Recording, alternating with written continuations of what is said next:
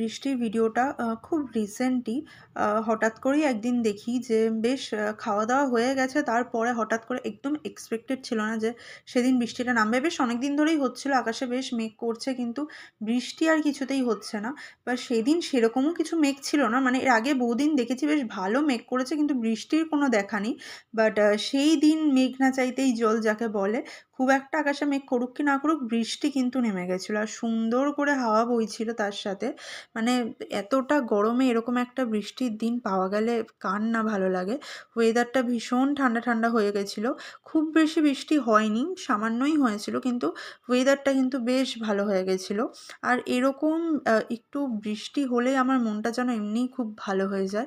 বৃষ্টি আমার ভীষণ পছন্দের। তাতে যতই কাদা হোক আর জল জমুক না কেন। তোমাদের কেমন লাগে আমাকে অবশ্যই জানাবে।